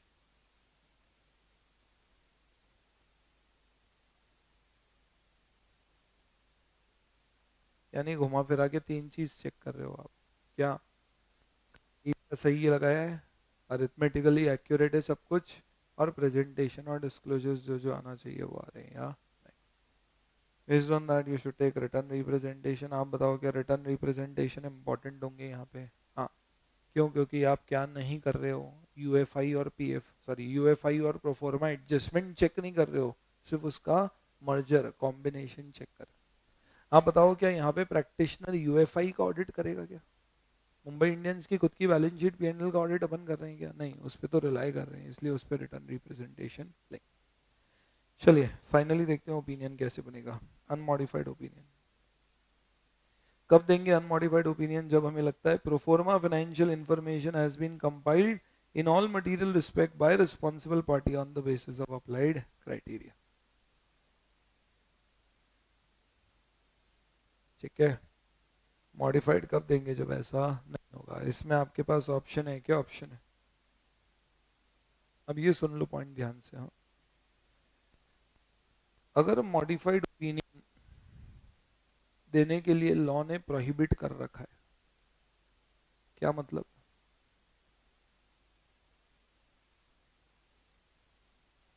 Law बोलता है कि अगर proforma financial information to be included in prospectus पे हमें ऑडिटर का अनमॉडिफाइड ओपिनियन चाहिए। यानी कि कानूनी तौर पे अगर आपने प्रोफोर्मा फाइनेंशियल इंफॉर्मेशन का ऑडिट कराया और उसका ओपिनियन अनमॉडिफाइड नहीं आया तो आप प्रोस्पेक्टस इशू ही नहीं कर पाओगे। तो ऐसी सिचुएशन में फिर आप क्या करोगे? फिर कोई मतलब नहीं है क्या देके ओपिनियन देके, क्योंकि वो काम ही नहीं आना। या तो आप विड्रॉ करोगे या फिर अब आप लीगल एडवाइस लो कि अब हम क्या करें, क्योंकि लास्ट मोमेंट पे विड्रॉ किया तो दिक्कत हो जाएगी।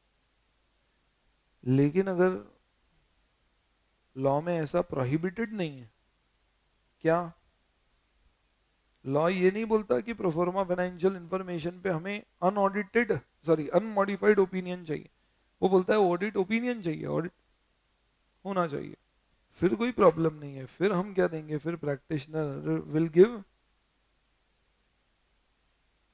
Modified opinion. इनडायरेक्टली मैं आपसे ये पूछ रहा हूँ, क्या पीएफआई पर प्रैक्टिशनर का मॉडिफाइड ओपिनियन आ सकता है क्या? यस। कब नहीं आएगा?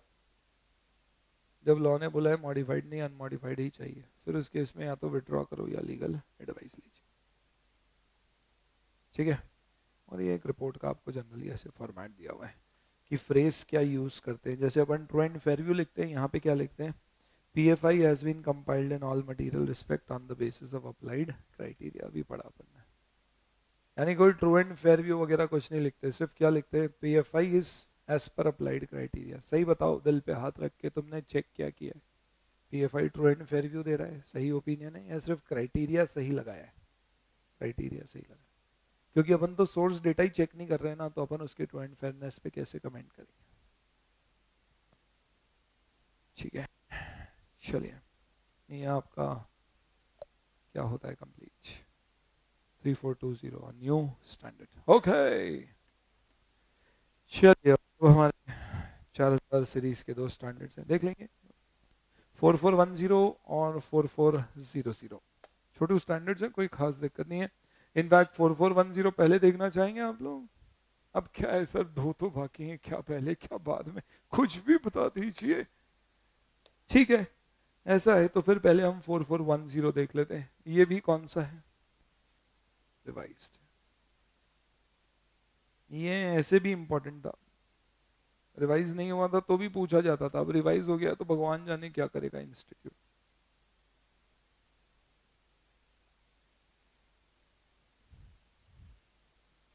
SRS, ये क्या है? SRS रिलेटेड सर्विस बोले तो is a non assurance engagement. यहाँ पे हमारा प्रैक्टिशनर कोई ओपिनियन नहीं देगा, सिर्फ क्या करेगा? कंपाइलेशन। यानी ये कौन सा असाइनमेंट है? जब आपके पास कोई फरियादी मैनेजमेंट आपके पास आया है, बोला ये ट्रायल बैलेंस ले लो, कृपा करके हमारी बैलेंस शीट P&L बना के दे दो। हमने बोला ऑडिट भी कर दें क्या? मैनेजमेंट ने बोला तुम खुद बना रहे हो, ऑडिट कैसे करोगे? हम बोला तुमको कैसे बताओ? उसने बताया फाइनल छठा अटेम्प्ट में छोड़ा। हम क्या कर रहे हैं? मैनेजमेंट के लिए ही काम कर रहे हैं, उसको कंपाइल करके दे रहे हैं। क्या? Financial statements. तो उसमें मुद्दा क्या है? डिस्कशन का प्रॉब्लम क्या है? पहली बात, क्या आप ऑडिट कर रहे हो? क्या बोलो बोलो बोलो, क्या ऑडिट कर रहे हो? नहीं। दूसरी बात, क्या आप रिपोर्ट दोगे? हाँ। ये उस केस की बात कर रहे हैं अपन, एसआरएस उस सिचुएशन की बात करता है जहाँ पे आपको मैनेजमेंट बोलता है कि यार ये लो ट्रायल बैलेंस, ये लो बुक्स ऑफ अकाउंट, ये लो लेजर बैलेंसेस, ये लो पिछले साल के फाइनेंशियल स्टेटमेंट, और इस साल के फाइनेंशियल स्टेटमेंट हमें बना के दे दो और उस पर एक रिपोर्ट दे दो जिसमें ये मत लिखना कि ऑडिट हुआ है, हमने बोला लिखेंगे भी नहीं, ये लिखना कि ये financial statement as per books बनाए गए हैं and they are prepared in all material respect as per the companies act or whatever is the applicable financial reporting framework. यानी हमें आपसे एक रिपोर्ट तो चाहिए, और रिपोर्ट में क्या लिखा हुआ चाहिए कि इसको एज पर फ्रेमवर्क बनाएगा। क्या ऐसा असाइनमेंट एक्सेप्ट किया जा सकता है? The answer is yes. लेकिन हम इस रिपोर्ट में साफ साफ लिख देंगे कि इसमें कोई ऑडिट नहीं है, कोई अश्योरेंस नहीं है, कोई ओपिनियन नहीं, हमने सिर्फ इसे प्रिपेयर किया है किसके अनुसार? Applicable financial reporting framework. ठीक है, तो बस इसमें सबसे बड़ा सवाल आपके सामने क्या आता है पता है आपको? नहीं पता है ना? सपोज आप कंपाइल कर रहे थे और कंपाइल करते समय आपको कोई एपरेंट मिसस्टेटमेंट दिख गया, मतलब सर मिसस्टेटमेंट कैसे दिखा, हम ऑडिट थोड़ी ना कर रहे हैं। अरे क्या कंपाइल करते समय मिसस्टेटमेंट नहीं दिख सकता? हेलो, जैसे कि हम चेक कर रहे थे तो हमने देखा डिस्काउंट अलाउड इनकम साइड में आ रहा है, हम लगे डिस्काउंट अलाउड का क्रेडिट बैलेंस कैसे आ गया? उसने कहा हाँ बहुत लोगों ने तुमको डिस्काउंट अलाउ किया है। हम लोग भाई डिस्काउंट तुमने अलाउ किया है या सामने वाले ने तुमको दिया है?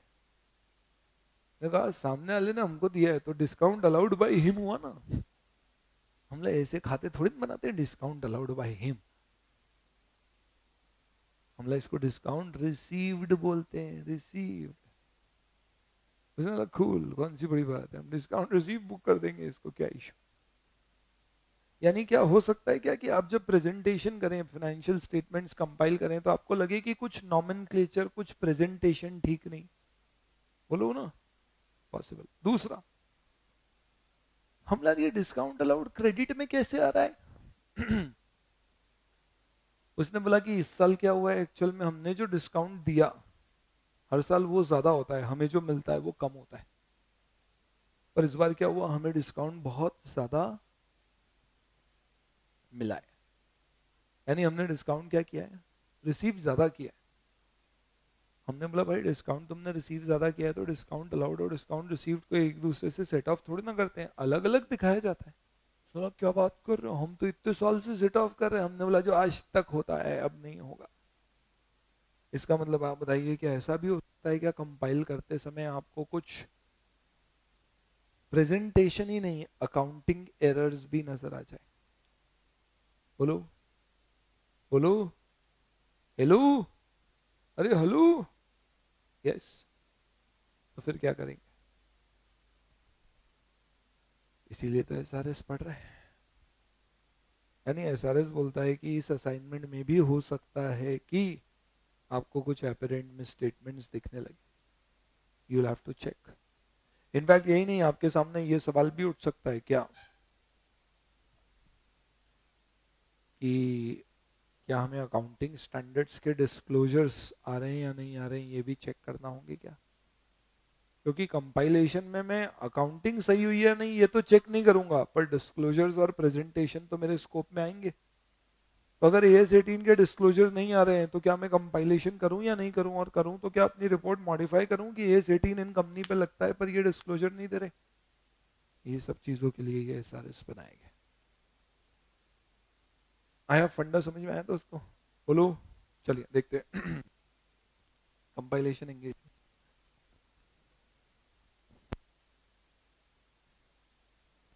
since the compilation engagement is not an assurance engagement, क्योंकि एक कंपाइलेशन एंगेजमेंट एक अश्योरेंस एंगेजमेंट नहीं है, ये तो समझ गए अपन। does not require practitioner to verify accuracy, completeness of information or gather evidence to express audit opinion और रिव्यू कंक्लूजन। ऐसा नहीं बोला है कि हमें ओपिनियन या रिपोर्ट नहीं देनी है, ऐसा बोला है कि ऑडिट ओपिनियन या रिव्यू कंक्लूजन देने की हमें जरूरत नहीं है। क्यों नहीं है? क्योंकि हम कोई एश्योरेंस दे नहीं रहे, आश्वासन दे नहीं रहे। ठीक है? Engagement is performed in accordance with this service on the premise यानी assumption that management or TCWG have agreed certain responsibility fundamental to performance of compilation engagement। कुछ नहीं है, बोल रहे हैं अल्टीमेट जिम्मेदारी कौन अपने लेने पे, सर पे लेने को तैयार है? Management, TCWG। वो ये समझते हैं कि हम उनको सिर्फ हेल्प कर रहे हैं, ये हमारा काम नहीं है, हम उनको सिर्फ उनके काम करने में मदद कर रहे हैं। ठीक है? पर्पस क्या है? क्यों जरूरत होता है ऐसा कंपाइलेशन करने का? होता है कई बार लॉ एंड रेगुलेशन की रिक्वायरमेंट होती है। हो सकता है कि आप कोई दूसरी जगह यूज करना चाह रहे हो अपने फाइनेंशियल इंफॉर्मेशन को। मल्टीपल पर्पस हो सकते हैं।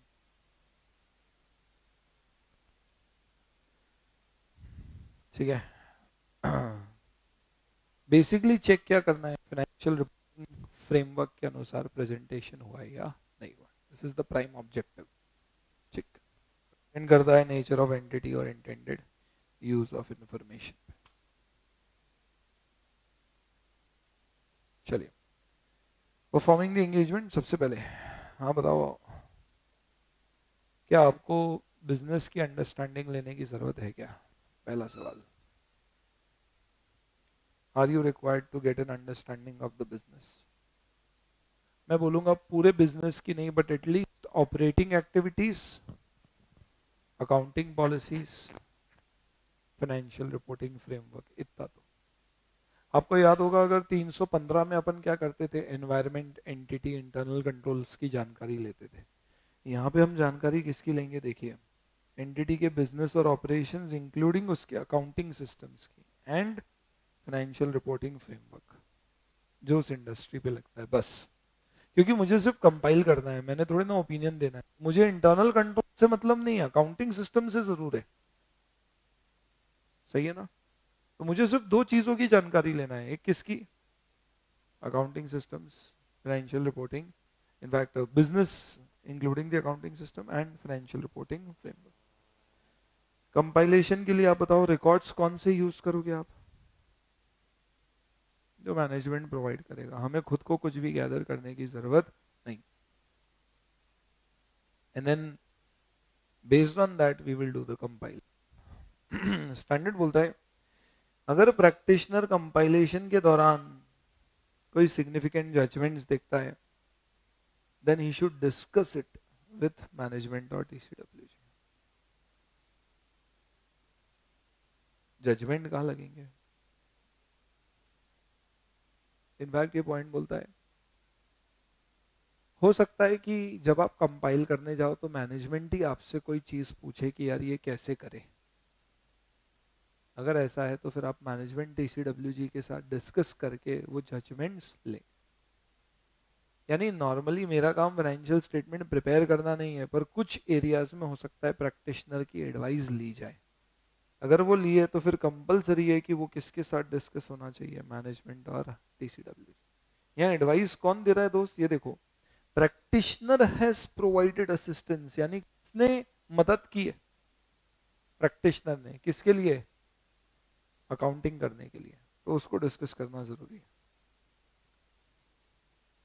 ठीक है? स्टैंडर्ड बोलता है फिर आप फ्रेमवर्क के अनुसार कंपाइल करोगे। कंपाइल करने के बाद एक बार आपको एक ऐसे 520 पढ़ा था एनालिटिकल प्रोसीजर। अपन ने पढ़े थे एनालिटिकल प्रोसीजर 3 बार लगाते। पहले रिस्क असेसमेंट के लिए, दूसरा सब्सटैंसिव ऑडिट एविडेंस गैदर करने के लिए, और आखिरी बार लगाते हैं ओवरऑल कंक्लूजन्स फ्रेम करने के लिए। ये स्टैंडर्ड बोलता है कि जब आप फाइनल फाइनेंशियल रिपोर्टिंग के कंक्लूजन्स बनाएंगे तो एक बार आप एनालाइज कर लो, यानी पूरी इंफॉर्मेशन कंपाइल हो गई, उसके बाद एक बार एनालाइज कर लो कि आपकी जो अंडरस्टैंडिंग ऑफ द बिजनेस है उसके अनुसार ये फाइनेंशियल इंफॉर्मेशन सूटेबल है या नहीं। वही वाली बात, GP रेशो बहुत ज्यादा तो नहीं आ रहा है, NP रेशो बहुत ज्यादा तो नहीं आ रहा है। तो prior to completion you should read the compiled information in light of your understanding of entity's business and operations and framework. ऐसे भी अपन बस तीन चीजों की जानकारी लेते हैं, बिजनेस ऑपरेशंस और फाइनेंशियल रिपोर्टिंग फ्रेमवर्क। ठीक है, यहां तक सब कुछ नॉर्मल है, सब केस में होगा। प्रॉब्लम कब आएगी? अब जब आपको क्या हुआ, you become aware of any record document explanation और judgements to be incomplete inaccurate और अनसेटिस्फैक्ट्री। ये बताओ ये कौन सी सिचुएशन हो गई? डिस्काउंट रिसीव्ड वाला, credit balance of discount allowed, है ना? कुछ भी चीज आपको अनसेटिस्फैक्ट्री लगी, आप बताओ क्या करोगे? डिस्कस किससे? मैनेजमेंट। अगर मैनेजमेंट आपको अनसेटिस्फैक्ट्री रिस्पॉन्स देता है, you will have to get it, not that. If the management actually, you will have to discuss it and you will have to get a response to it. अब suppose आपको लगता है कि हमें proper information नहीं मिल रही है, क्या मतलब? या तो मैनेजमेंट सपोर्ट नहीं कर रहा है, इंफॉर्मेशन नहीं दे रहा है, या कोई डेटा मिसिंग है, हम कुछ पूछ रहे हैं उसके बारे में बताया नहीं जा रहा है, तो फिर इस पर्टिकुलर केस में आपको क्या करना है? विड्रॉ कर ले। क्या मतलब विड्रॉ करने का? एसआरएस बोलता है कि अगर आपको कंपाइलेशन किया है तो कंपाइलेशन के केस में यूजुअली आप क्या करोगे? You will compile and report. पर अगर आपको लग रहा है आप कंपाइल कर ही नहीं पाओगे, तो ऐसा तो होगा नहीं कि आप आधी अधूरी इंफॉर्मेशन दोगे और रिपोर्ट में लिखोगे कि हम कंपाइल नहीं कर पाए। ऐसे भी ये कोई लीगल रिक्वायरमेंट तो है नहीं, इसलिए ऐसी सिचुएशन में आप क्या करोगे? विड्रॉ ही कर लो। यानी यहाँ पे डिस्क्लेमर या एडवर्स जैसी चीज नहीं होगी, सीधे क्या होगा? विड्रॉ। लो भाई, क्लियर है सबको? मैनेजमेंट या तो आपको ठीक नहीं करके दे रहा है या इन्फॉर्मेशन नहीं दे रहा है, दोनों ही केस में what you will do is withdrawal. कभी आपको लगता है विड्रॉल में प्रैक्टिकल प्रॉब्लम्स हैं, then you can take legal advice what to do. ठीक, and then just based on that you will give your practitioners report. और report में हम सिर्फ क्या लिखेंगे? Financial statements are compiled as per the financial reporting framework and we do not express any audit opinion or review conclusions. We just say they are in accordance with applicable financial reporting framework. ठीक है, यानी दोस्तों एक चीज ध्यान रखना, इसमें simple सा स्टैंडर्ड है, कभी भी मॉडिफाइड ओपिनियन नहीं जाता। या तो रिपोर्ट अनमॉडिफाइड जाएगी या फिर विड्रॉ करेंगे, बस। ठीक है, बाकी वापस से ये कुछ एसेज हैं जो यहाँ पे रेलिवेंट होंगे, जैसे कि 200 की हालांकि इंडिपेंडेंस की रिक्वायरमेंट एप्लीकेबल नहीं हो। बाकी प्रिंसिपल्स एक्सेप्ट करना है या नहीं 210, कम्युनिकेशन विद टीसीडब्ल्यूजी, कोई डेफिशिएंसी आपको मिल गई कंपाइलेशन के दौरान जो अनरिलेटेड है हमारे ऑडिट से, फिर भी हमें 265 में रिपोर्ट करना चाहिए। Communication of significant deficiencies to TCWG, documentation, ये सब। यानी घुमा फिरा के कंपाइलेशन के इस ऐसे में एसआरएस में इंपॉर्टेंट चीज सिर्फ क्या समझने की है? हमारा काम कंपाइल करना है, no audit no review conclusion.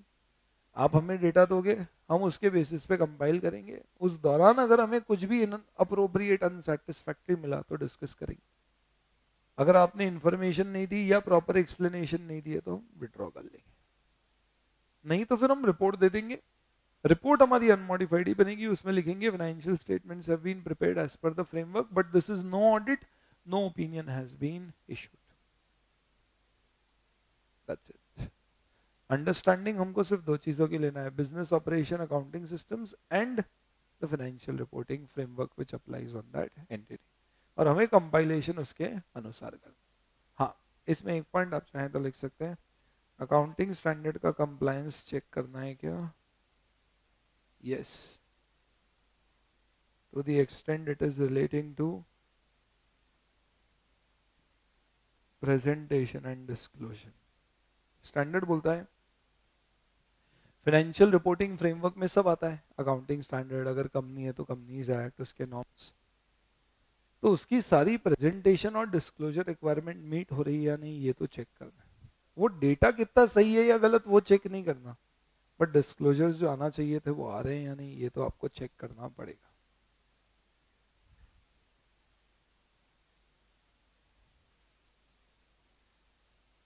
ठीक है, चलिए और आखिरी स्टैंडर्ड पे आ जाए।